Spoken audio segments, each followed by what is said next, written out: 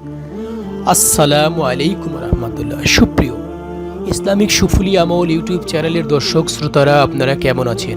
আশা করি মহান আল্লাহ রব্বুল আলমিনের অশেষ রহমত ও দয়ায় আপনারা সবাই ভালো আছেন। প্রিয় দর্শকরা, আজ আমরা জানব মিথ্যা বলা এবং মিথ্যা শপথ গ্রহণ করা ইসলামের দৃষ্টিতে কেমন।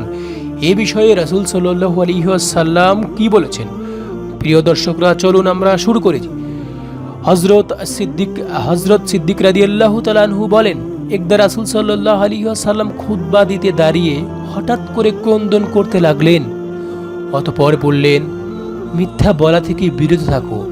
মিথ্যা এবং পাপাচার উভয়ই জাহান্নামে। মিথ্যা উপজীবিকাকে কমিয়ে দেয়। 3 ব্যক্তি আল্লাহর নিকট অধিক ঘৃণার্ত ওই ব্যবসায়ী যে অধিক পরিমাণে কসম খায়। অর্থাৎ আমাদের বর্তমান সমাজে অনেক ব্যক্তি ব্যবসায়ী ভাইয়েরা রয়েছে যারা ব্যবসায়ের ক্ষেত্রে অধিক হারে কসম খেয়ে বলে এই দাম ও দাম ইত্যাদি। দরিদ্র অহংকারী সেই কৃপণ যে দয়া করে এহসান প্রকাশ করে। ওই ব্যক্তির জন্য ধ্বংস যে মানুষকে আহসানের জন্য মিথ্যা বলে। ধ্বংস তার জন্য আবু দাউদ তিরমিজি শরীফের হাদিস থেকে বর্ণনা করা হয়েছে। রাসূল সাল্লাল্লাহু আলাইহি ওয়াসাল্লাম ইরশাদ করেন, আমি স্বপ্নে দেখছি এক ব্যক্তি যেন আমার নিকট এসে বলল, চলুন। আমি তার সঙ্গে চললাম।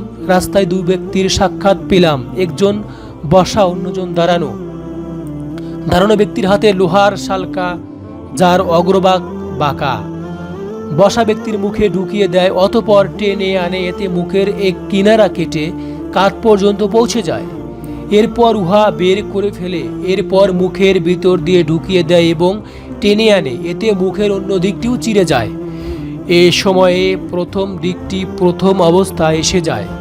অতঃপর উহাতে শালকাটি ঢুকিয়ে চিরে ফেলে। রাসূল সাল্লাল্লাহু আলাইহি ওয়াসাল্লাম ফরমান, আমি আমার সঙ্গীকে জিজ্ঞাসা করলাম, ইহা কি?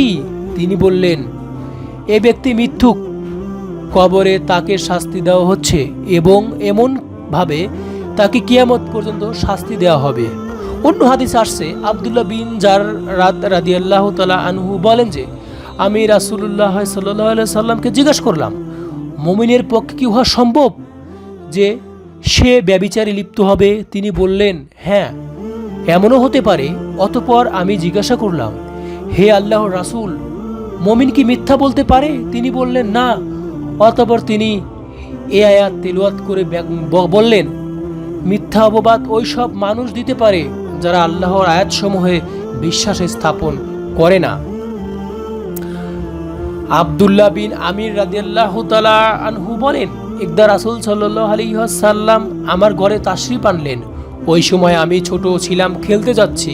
আমার মা বললেন, হে আব্দুল্লাহ, আমি তোমাকে একটি জিনিস দিব। তুমি নবী করিম সাল্লাল্লাহু আলাইহি ওয়াসাল্লামকে বললেন, তুমি কাকে কি জিনিস দেওয়ার ইচ্ছা করছো? মা উত্তর দিলেন, খেজুর। তখন তিনি বললেন, যদি তুমি তাকে কোনো কিছু না দিতে তাহলে তোমার আমল নামাতে মিথ্যা বলার গুনাহ লেখা হতো। এই হাদিস দ্বারা সুস্পষ্টভাবে বলা যাচ্ছে যে কোনো ব্যক্তিকে বা কোনো বাবা মা তার ছেলে সন্তানকে যদি কোনো কিছু দেওয়ার কথা বলে না দেওয়া হয় তাহলে সে মিথ্যাবাদী বলে বিবেচিত হবে। উপরে উল্লেখিত হাদিসের বর্ণনার সময়ে মিথ্যা বলার কঠিন শাস্তি এবং ভীতি প্রদর্শন করা হয়েছে এবং গুনাহ সমূহকে ঈমান ও ইসলামের বিপরীত প্রতিদ্বন্দ্বী হিসেবে সাব্যস্ত করা হয়েছে। কিন্তু আক্ষেপ, মানুষ তাতে বেশি লিপ্ত।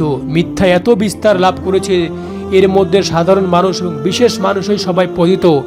এমনকি মিথ্যার কুফলও মানুষের অন্তর থেকে চলে গেছে। মিথ্যা বলে অহংকার করে স্পষ্টভাবে বলে যে আমি মিথ্যা বলে অমুক কাজটি করে ফেলেছি। হয় আফসোস, যদি কেউ পার্থিব লোভ বা ভয়ের মধ্যে জড়িত হয় তাহলে এটি মিথ্যা।